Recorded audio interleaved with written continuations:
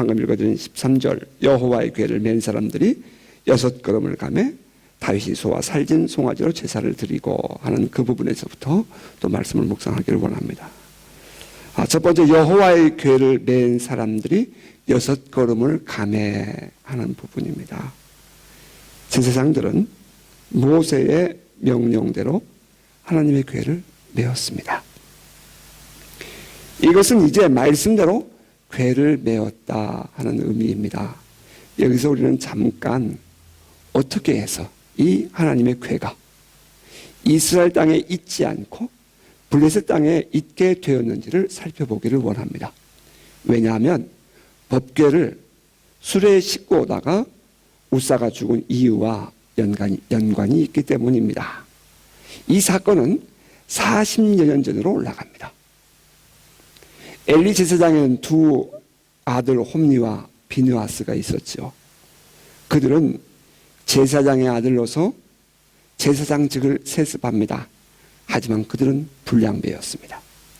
그들의 모든 행위는 하나님의 진노를 불러오기에 충분했습니다. 한 번은 이스라엘과 블레셋의 전쟁이 생겼습니다. 이스라엘은 에베네셀 곁에 진을 쳤고 블레셋은 아벡에 진을 쳤습니다. 전쟁이 한참 달아오르다가 이스라엘이 패배했습니다. 그러자 이스라엘 사람들이 하나님을 원망합니다. 그 내용을 기록한 성경은 이렇게 말합니다. 블레셋 사람이 이스라엘에 대하여 전열을 벌이니 그 둘이 싸우다가 이스라엘이 블레셋 사람들 앞에서 패하여 그들에게 전쟁에서 죽임을 당한 군사가 4,000명가량이라. 백성이 진영으로 돌아오매 이스라엘 장로들이 이르되 여호와께서 어찌하여 우리에게 오늘 블레셋 사람들 앞에서 패하게 하셨는고. 여호와가 우리 중에 있게 하여 그것으로 우리를 우리 원수들의 손에서 구원하게 하자 하니 이에 백성들이 실로에 사람을 보내서 그룹 사이에 계신 만군의 여호와의 언약궤를 거기서 가져왔고 엘리의 두 아들 홈니와 비느하스는 하나님의 언약궤와 함께 거기 있었더라. 사무엘상서 4장 2절부터 4절의 말씀입니다. 이스라엘의 장로들이 전쟁을 패하자 하나님을 불평합니다. 그리고는 하나님의 언약궤를 전쟁터로 갖고 오고자 했습니다. 그래서 이스라엘 백성들이 가서 그 언약궤를 메고 옵니다. 그로 말미암아 하나님의 궤가 이제 그 위험한 전쟁터에 모셔오게 됩니다. 백성들은 사기가 하늘을 찌를 듯이 했습니다. 이 사실을 알게 된 블레셋 사람들은 깜짝 놀랐지요. 블레셋 사람들이 두려워하여 이르되 신이 진영에 이르렀도다 하고 또 이르되 우리에게 화로다. 전날에는 이런 일이 없었도다. 우리에게 화로다. 누가 우리를 이 능한 신의 손에서 건지리요. 그들은 광야에서 여러 가지 재앙으로 애굽인을 친 신들이니라. 너희 블레셋 사람들아 강하게 되며 대장부가 되라. 너희가 히브리 사람의 종이 되기를 그들이 너희의 종이 되었던 것 같이 하지 말고 대장부같이 되어 싸우라. 이스라엘 백성들이 소리가 막 이 기세가 올라가니까 블레셋 사람들이 기가 죽었습니다. 그리고는 그들이 진열을 정비합니다. 그러면서 하는 말이 너희가 저들의 종이 되겠냐? 우리가 저들을 종 삼겠냐? 대장부가 되라. 힘을 전해라. 그래서 결국은 전쟁을 했습니다. 그런데 그 전쟁에서 이스라엘 백성들이 패합니다. 이스라엘 백성들이 자기들의 장막으로 도망을 쳐버립니다. 이스라엘 백성들이 엎드려진 자가 3만 명이라고 됐습니다. 그리고 하나님의 법궤를 블레셋 사람들에게 빼앗깁니다. 그리고 그 전쟁에서 엘리의 두 아들 홈니와 비느하스가 죽임을 당합니다. 여러분 생각해 보십시오. 여호와는 전쟁의 신이었습니다. 그 여호와의 궤가 함께한 이스라엘이 졌습니다. 여러분 이것이 말이 됩니까? 하나님을 만홀히 여겼던 두 제사장 홈니와 비느하스 그리고 장로들의 행동이 결국에는 하나님의 교회를 블레셋에게 빼앗기게 하고 만 것입니다. 그들은 하나님의 교회를 마치 무슨 부족처럼 여겼습니다. 그들의 마음에는 하나님을 섬기는 열정도 없었고 신앙도 없었습니다. 적당히 하나님의 교회만 전쟁터에 가져오면 전쟁에 이길 것으로 생각을 했습니다. 그들은 분명히 하나님의 종들이었습니다. 그럼에도 불구하고 그들의 마음은 하나님을 예배하는 진정함이 없었다는 것입니다. 전쟁에 패하자 그들은 하나님의 교회를 전쟁터까지 모셔왔습니다. 자기들의 유익을 위하여 그 위험한 전쟁터에까지 하나님의 교회를 가져왔다 표현을 해야 옳을 것입니다. 모셔온 것이 아닙니다. 그는 하나님의 교회를 마치 부족처럼 취급했습니다. 이것이 하나님의 종들과 하나님의 사람들이라는 이스라엘의 한 행동이었습니다. 그 일로 인해서 하나님의 교회는 결국 블레셋에게 빼앗기게 되었지요. 자, 이제 그 이후로 그 존귀한 하나님의 법궤는 그 블레셋 땅에서 천독꾸러기가 되고 맙니다. 블레셋 사람들이 하나님의 교회를 옮겨가는 곳마다 하나님은 그 땅에서 충돌하였습니다. 다곤의 신전에서는 다곤 신의 목이 부러졌습니다.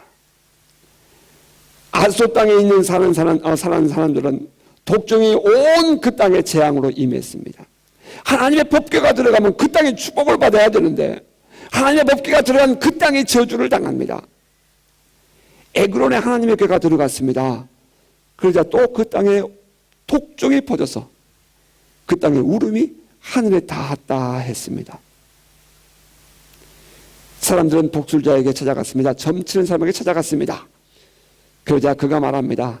수레에 실어서 젖 나오는 암소 2마리로 하여금 끌고 가게 하자.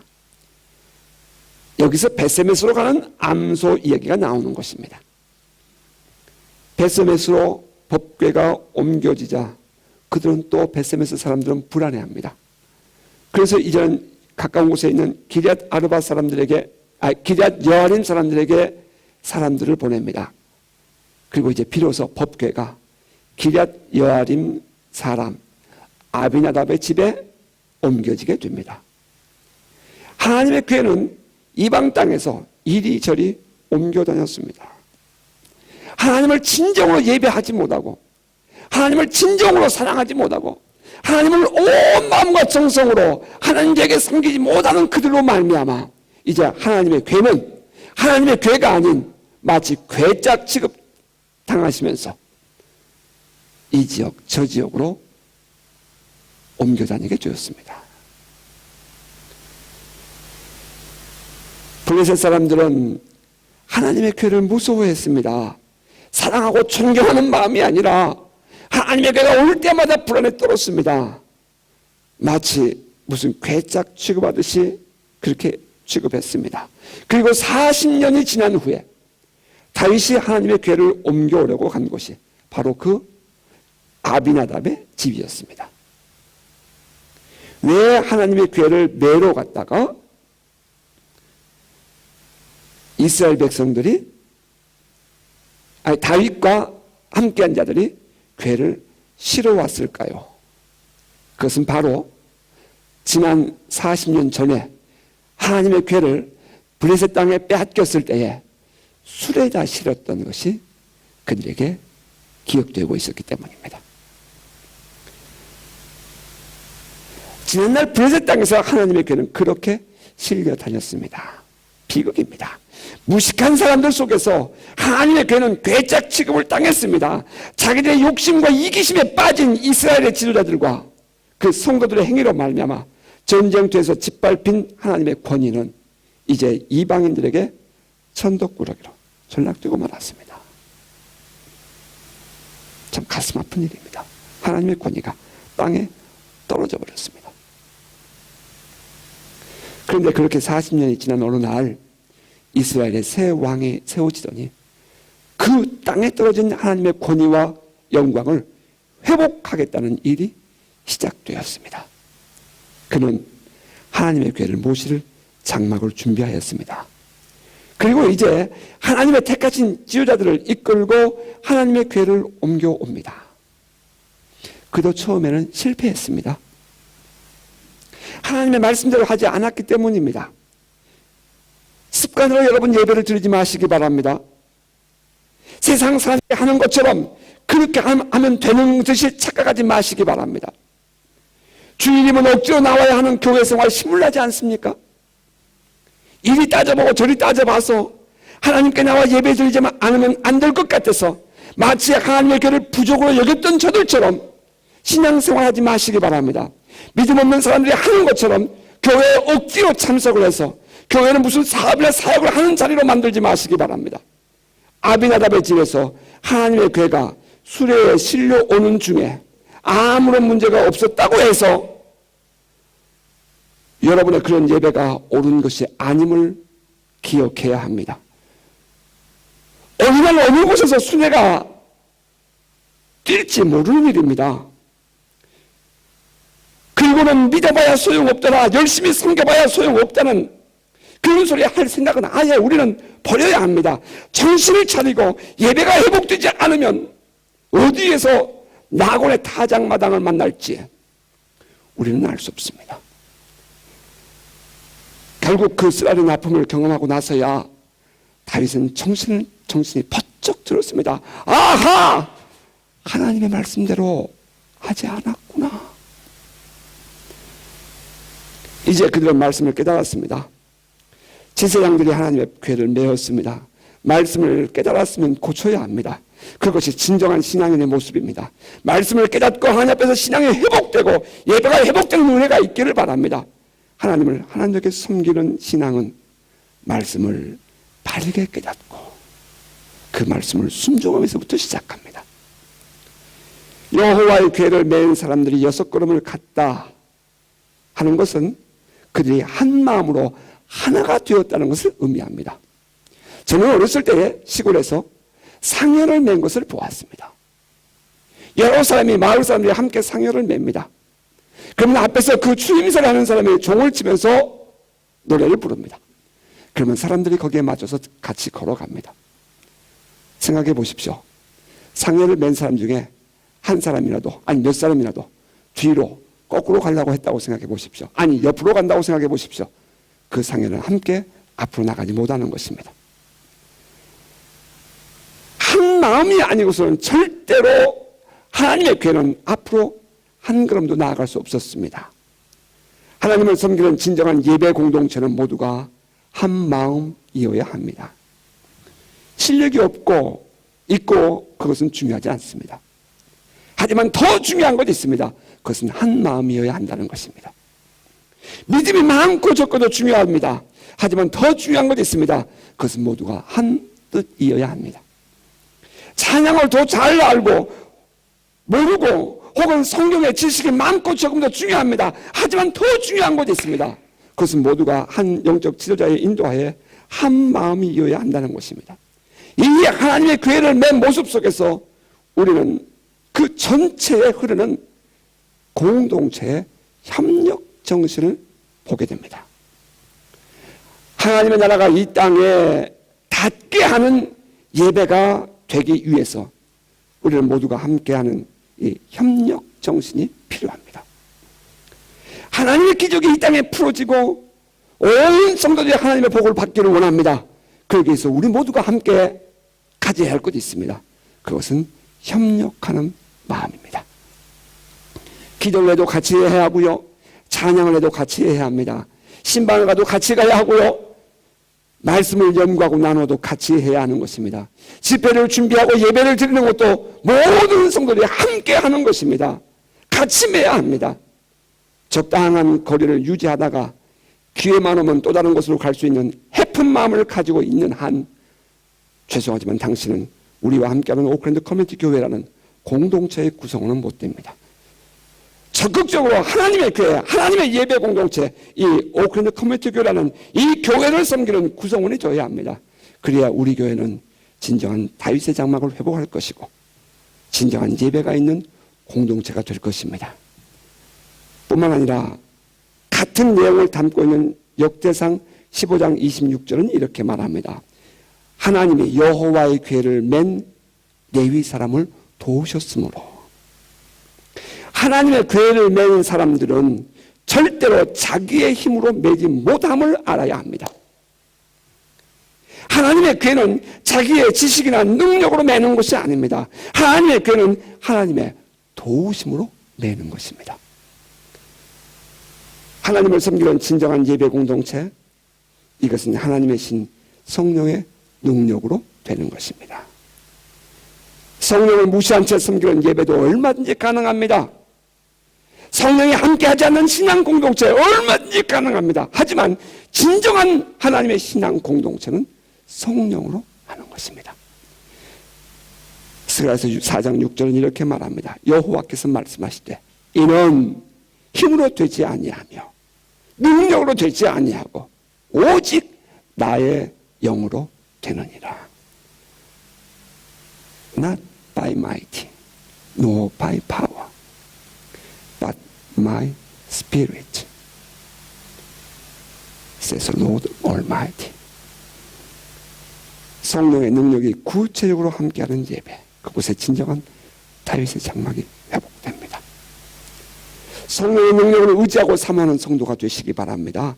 성령의 능력은 실제로 예배 드리는 동안에 나타납니다. 하나님의 도우심과 능력은 법궤를 매는 동안에 나타났습니다. 여러분 본문을 잘 보시기 바랍니다. 성령의 능력을 받은 후에 예배를 잘 드리겠다는 생각은 버리십시오. 그것은 어리석은 생각입니다. 성령의 능력을 사모하고 예배를 드릴 때에 성령이 함께 하십니다. 법궤를 맨 자들이 하나님의 여호와의 궤를 맨 레위 사람들을 도우셨으므로 라고 성경은 말했습니다.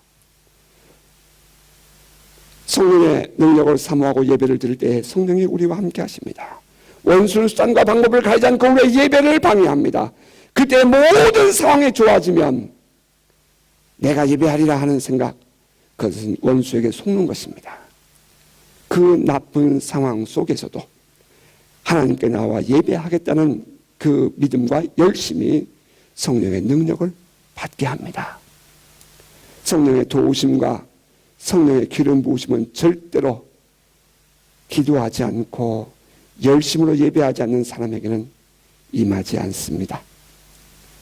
진정으로 하나님을 신뢰하고 자신을 던지는 사람에게 성령의 기적은 일어납니다. 종종 사람들은 그 기적이 무엇이냐고 질문합니다. 그 기적에 대해서 관심을 갖습니다. 그렇습니다. 그 기적은 살아계신 하나님이 구체적이고 또 실제적으로 우리에게 나타나셔서 우리를 만져주시고 타치하시고 치료해 주시고 새롭게 하시는 것입니다. 저는 어렸을 때 서울에서 자랐습니다. 우리 그때에 동네 아이들이 마을에 모이면 해질 무렵에 나와서 하는 놀이가 있습니다. 다방구입니다. 술래가 쫓아다니면서 사람들을 잡습니다. 타치합니다. 그러면 사람들이 전부 전봇대 끝에 쭉 한 명씩 늘어섭니다. 그러면 살아있는 사람이 그 술래를 피해서 다니다가 다방구하고 그 맨 끝을 그 중에 한 사람을 타치하면 모두가 살아나는 그런 놀이입니다. 성령께서 오늘 이 예배 가운데 여러분을 다방구 타치해주는 은혜가 있기를 주의 이름으로 축복합니다. 상처 입은 마음을 위로해 주시고 답답하고 막막한 삶을 풀어주십니다. 도저히 헤어나올 수 없을 것 같은 기가 막힌 수렁에서 건져주시고 상상할 수 없는 방법으로 우리에게 역사하십니다. 살아계신 하나님을 만나고 섬기는 것이 얼마나 두렵고 떨리는 일입니까? 그분을 만나보지 못했으니까 말이 많은 것입니다. 그럴 땐 욕심이 생기니까 자꾸 하나님의 영광에 손을 대는 우를 범하는 것입니다. 하나님을 하나님에게 섬기는 저와 여러분 되시기를 주의 이름으로 축복합니다. 그러면 성령이 우리와 함께 하시며 우리를 도우실 것입니다. 성령님 함께 하신 예배를 사모하십시오. 하나님은 간절히 찾는 자를 만나주십니다. 끝까지 변함 없이 최선을 다하십시오. 혹시 변한 끝이라도 여러분 변하지 마시기 바랍니다. 하나님 되게 신뢰하고 믿으십시오. 여러분의 마음의 한 구석이라도 하나님께 불량한 생각이 둥지를 틀지 않도록 이겨내시기 바랍니다. 원수가 유혹하고 밀려오는 소리가 부정적이고 혹은 여러분 주변에 여러분 안에 이 불신앙적인 생각이 밀려 들어올지라도 결코 그것이 여러분의 마음의 둥지를 틀지 못하도록 떨쳐버리시기 바랍니다. 요한 칼빈이 이렇게 말했습니다. 새가 여러분의 머리 위로 날아가는 것을 막을 수는 없지만 여러분 머리에 둥지를 트는 것은 막을 수 있다. 한 마음으로 예배하는 공동체된 우리들의 사회를 내려는 그 원수의 더러운 유혹이 한순간 한마디로 밀려온다면, 한마디라도 밀려온다면 그것을 잠시도 허락하지 말고 예수의 이름으로 떨쳐버리시기 바랍니다. 우리의 믿음에 영향을 준다든지 우리가 하나님을 예배하며 영향을 주는 어떤 이 행위와 언행들이 있거든요. 여러분 눈을 씻어버리십시오. 귀를 씻어버리십시오. 손을 씻으시기 바랍니다. 성령은 그런 곳에 역사하지 않습니다. 성령이 역사하시며 구체적으로 도와주시는 삶을 원하신다면 하나님의 뜻이 무엇인지 분별해서 굳건한 신앙을 지켜가는 깊고 잉엉하는 계속해서 유지해가는 성도 되시기 바랍니다. 그리고 이어서 본문은 이렇게 기록합니다. 여호와의 궤를 맨 사람들이 6걸음을 감해 다윗이 소와 살진 송아지로 제사를 드리고, 두 번째로 본문에서 보여주는 내용은 6걸음을 감해 다윗이 소와 살진 송아지로 제사를 드렸다 하는 것입니다. 이것은 다윗의 이 하나님을 향한 사랑과 그의 헌신도를 보여주는 내용입니다. 하나님을 섬기는 헌신은 하나님을 향한 사랑의 정도에 정비례합니다.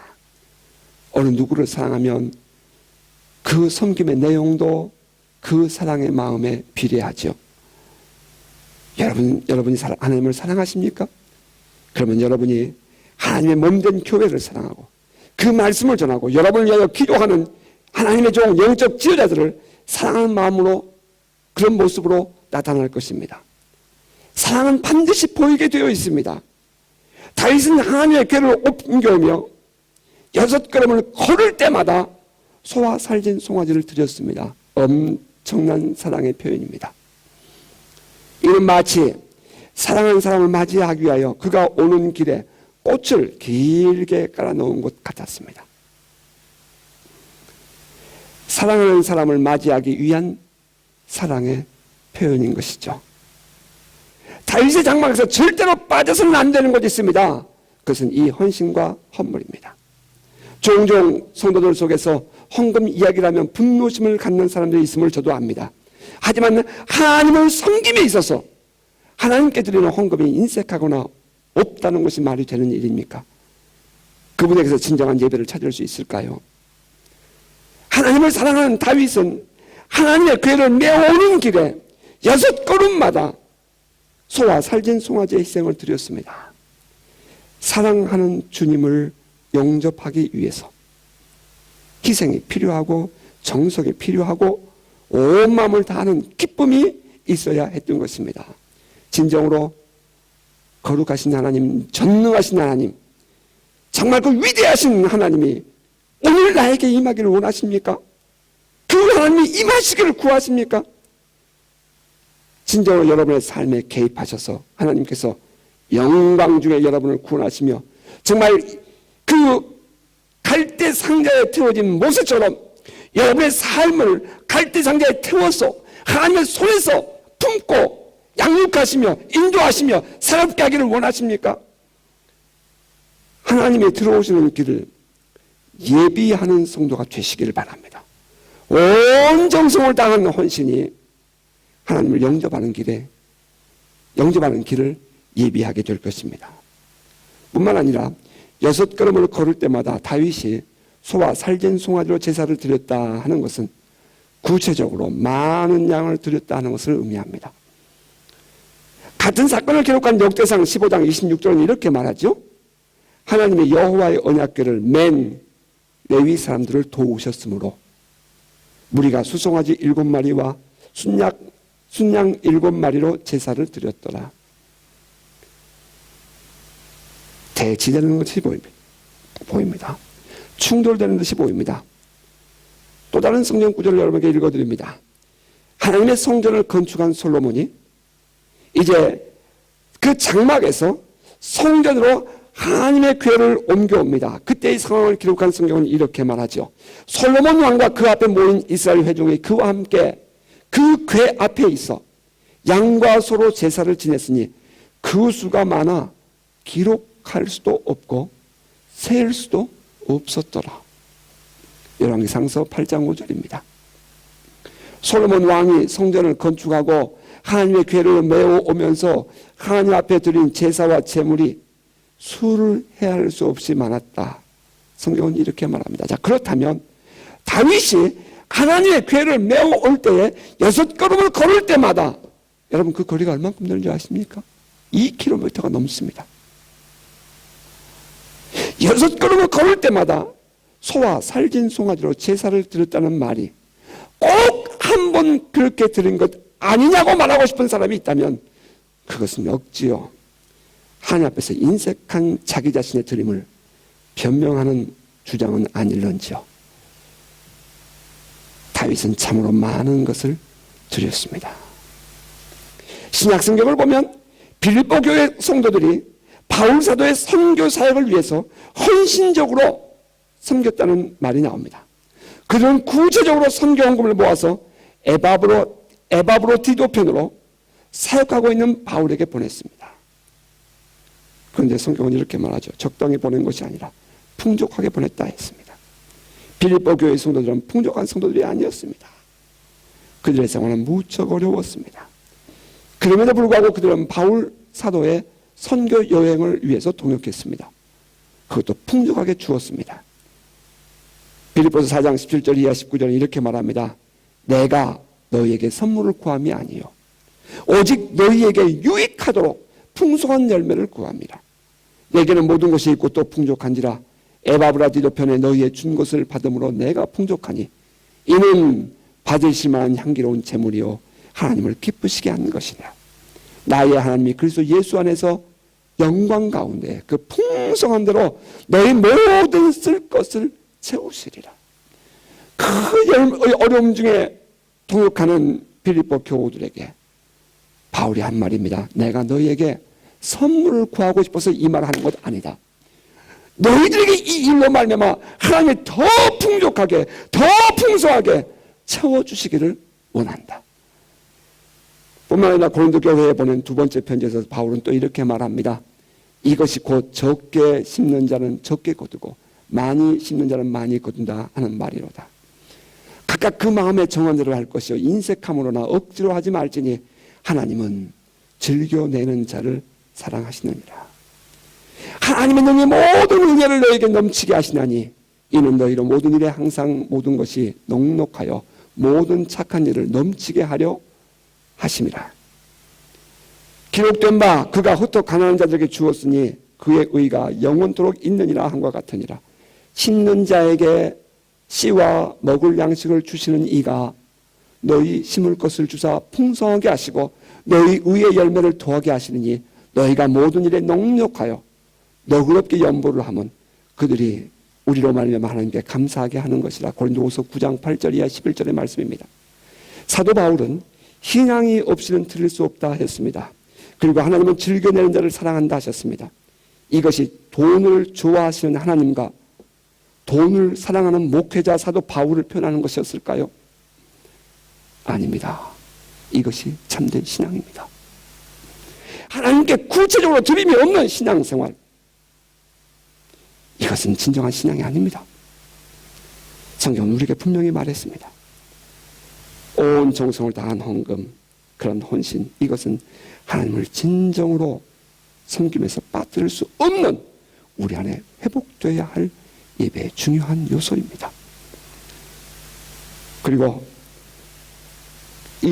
다시 본문 돌아가서 다윗이 하나님께 6걸음을 갈 때마다 제사를 드렸더라 말합니다. 그 offering 했다는 그 단어가 sacrifice 했다 이렇게 되어 있습니다. sacrifice, 희생을 드렸습니다. 불태워 드렸습니다. 그것은 돌아오는 것을 생각하지 않는 온전한 드림을 의미하는 것입니다. 완전히 태워버리는 것입니다.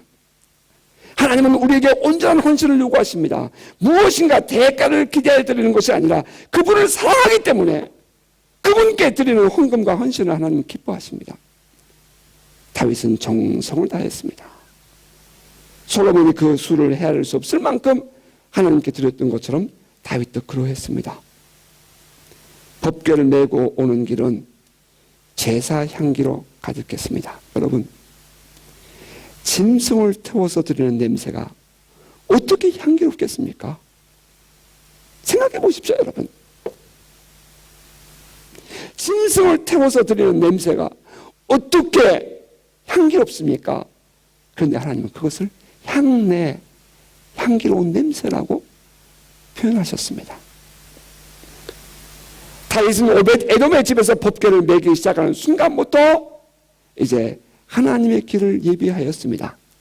이는 마치 영변의 약산 진달래꽃을 아름들이 따다가 길에 뿌리는 것처럼 하나님이 지금 이 거룩하신 하나님이 이 부족한 나에게, 우리 이스라엘 백성들에게 오시는 그 걸음이기에, 날마다 우리의 삶은 자기중심적이고 매우 이기적이고 어떻게 하든지 인색해서 우리는 그렇게밖에 살 수 없는 우리들이었는데, 하나님이 이제 우리에게 오신다고 하니 그 하나님을 모셔드리기 위하여 그 길을 준비하고 있는 다윗은 6걸음 뛰면 하나님께 그 제사를 드리고, 백성들은 그 냄새가 향기로웠을까요? 그 노린내나는 단백질을 태워서 드리는 그 자리가 향기롭고 기뻤을까요?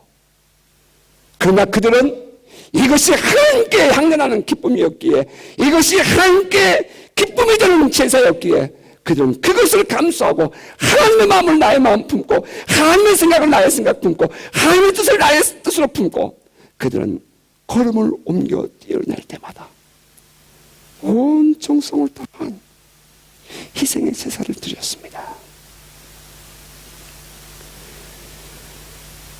법궤가 오는 길에서 그 5리가 넘는 2km가 넘는 그 먼 거리를 법궤가 오는 길을 그들은 제사를 드리며 하나님을 모셔 드렸습니다.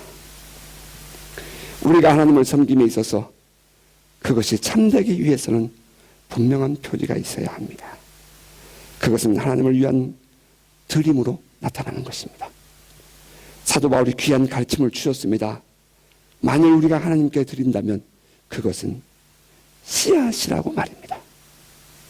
씨앗을 뿌리면 열매를 거둡니다. 여러분, 전 농사꾼의 자식이었습니다. 저희 집은 큰 농사를 지었습니다. 매년 가을이면 지붕 처마 위에까지 볏단을 쌓아놓고 추수를 했습니다. 그러면 그 창고에 많은 가마니에 벼를 쌓아놨습니다. 그리고 먹을 때마다 방아를 쪄서 먹습니다. 그런데 꼭 한쪽 구석에 있는 가마니는 풀지를 않았습니다. 그것은 씨앗이었기 때문입니다. 만약에 그 보릿고개에 그 씨앗을 방아쪄 먹어버리면 이제 우리는 그 다음 농사에 거둘 것이 없는 것입니다. 때로는 우리가 하나님 앞에서 씨앗을 심어야 할 때에 우리는 그 과정을 이겨내야 할 때도 있습니다.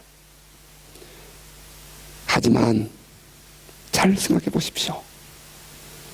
사도 바울이 우리에게 가르쳐준 교훈입니다. 고린도후서 9장에서 우리가 씨앗을 뿌립니다. 그러면 수확을 거둡니다. 예수님의 가르침에 의하면 30배, 60배, 100배라고 말합니다. 그러면 수확을 거둔 곳에서 또 그만큼의 씨앗만 필요합니다. 나머지 모두가 다 우리의 것인 것입니다.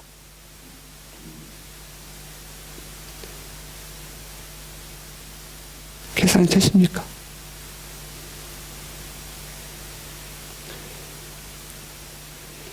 농사를 지어서 씨앗 요만큼 한 줌만 빼고 나머지 몽땅 다 여러분의 것입니다. 그리고 그 씨앗을 또 심습니다. 그럼 또 하나님께 또 드리는 것입니다. 그럼 나머지 몽땅 다 여러분의 것입니다.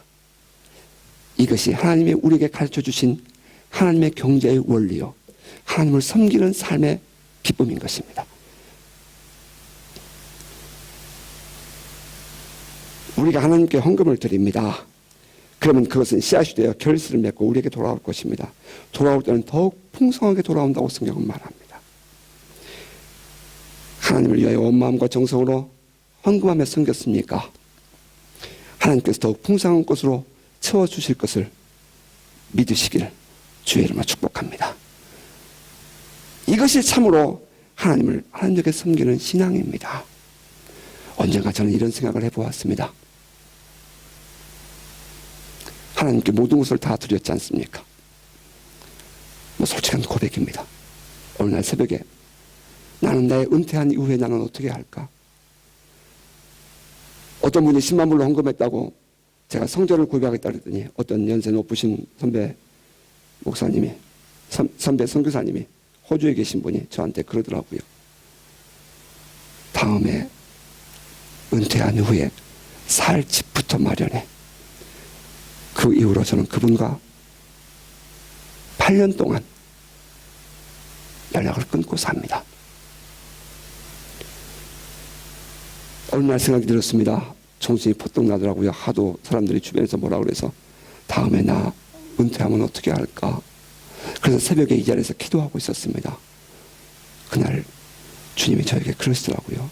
야, 이 목사, 너 그때에 내가 너 생명 거두면 어떻게 할래? 내가 은퇴를 염려할 때에, 은퇴했을 때에 하나님께서 내 생명을 데려가면 그동안 은퇴를 준비하겠다고 발버둥치며 살았던 그 모든 인색함이 하나님 앞에서 무엇이 될까 하는 생각이 퍼뜩 들었습니다. 그 이후로부터 저는 그 기도를 내려놓았습니다. 어느 날 자식들을 생각해 보았습니다. 자식들에게 물려줄 것이 아무것도 없습니다. 정말 아무것도 없습니다. 이 말씀이 저에게 위로가 되었습니다. 의인의 자식은 걸식하지 않는다. 여러분, 저는 이 말씀을 믿습니다. 이것이 참으로 하나님을 하나님께 섬기는 삶이기 때문입니다. 자, 그런데 이 하나님을 섬기는 이 하나님 앞에서 이 하나님의 법궤를 모셔 들어오는 그 다윗의 헌신, 오늘 우리의 삶으로 투영해 볼 때에 예수는 우리에게 이렇게 가르쳐 주셨습니다. 하나님의 많고 적음은, 하나님의 많고 적음에 대한 이해는 드림의 크고 작음, 많고 적음에 있지 않고 정성을 다하는가 그렇지 않는가 하는 것에 있다 하는 것입니다. 그것이 과부의 두랬던 비유입니다. 회복되어야 할 다윗의 장막 다섯 번째 깨달음은 말씀대로의 신앙입니다.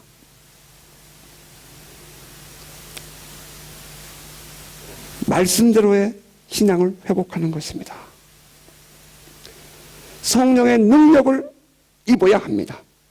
예배 가운데 임하신 성령의 그 능력이 임해야 합니다. 정성을 다한 헌신과 드림이 회복되어야 합니다. 다윗의 장막, 우리 안에 회복되어야 할 다윗의 장막, 우리 자신을 돌아보고 진정으로 깨져야 할 나의 옥합, 과연 그것은 무엇일까요?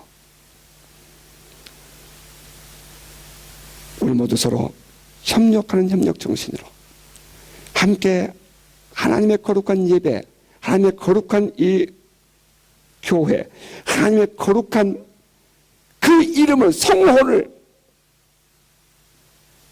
짊어지고 가는 우리 예배자들은, 우리 모든 공동체는 서로 합력해서 협력해서 하나가 되어 한 방향으로 앞으로 나아가야 합니다. 우리 모두 서로 협력하며 이 신앙을 회복하고 다윗의 장막이 회복되는 예배 공동체, 우리 오클랜드 커뮤니티 교회가 되기를 주의 이름으로 축복합니다.